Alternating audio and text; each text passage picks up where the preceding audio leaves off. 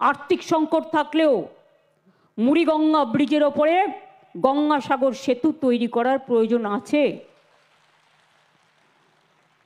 গঙ্গাসাগরের মানুষ শুনলে খুশি হবেন যে এটাকে সার্ভে করে ডিপিআর হয়ে টেন্ডারও হয়ে গেছে। অনেকটা কাজ আমরা এগিয়ে দিয়েছি।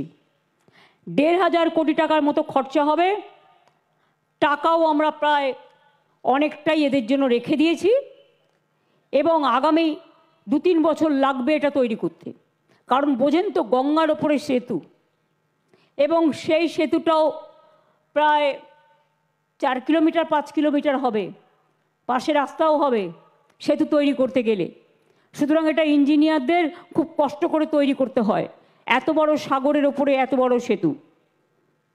মুখ্যমন্ত্রী যেখানেই যান দু একটা এমন মজার মিথ্যে দেন যেটা ধরা পড়ে যাবেন।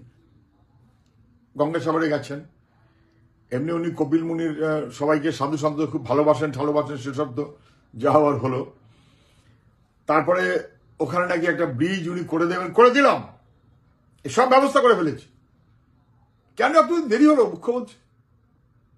কিন্তু ২০০৮ সালে কান্তি গাঙ্গুলি তখন মন্ত্রী, সুন্দরবন উন্নয়ন দপ্তরে ৪০০ কোটি টাকা ফাইনাল হয়ে গেল। প্রণব মুখার্জি তখন ইয়েস করে দিলেন, উনি তখনও প্রেসিডেন্ট হননি।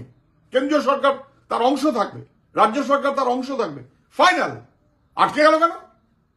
২০০৯ পার্লামেন্টে তৃণমূল জিতে দিল্লির সরকারের মন্ত্রী হওয়ার পর কে বলেছিল যেটা দিল্লি করবে, রাজ্যকে করতে হবে না?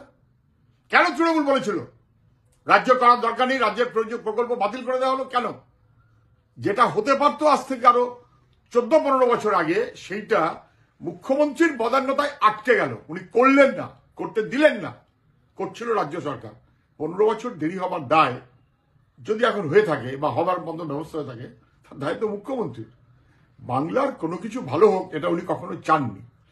এবং ওর ওই মথুরাপুরের সাংসদ, তাকে দিয়ে উনি চিঠি লিখিয়েছিলেন যাতে আয়লায় রাজ্য সরকার প্রস্তাবিত প্রকল্প অনুযায়ী টাকা পাওয়ার যা কথা দিল্লির সরকার যাতে না দেয়, এই চিঠিও মমতা ব্যানার্জির দল করেছিল।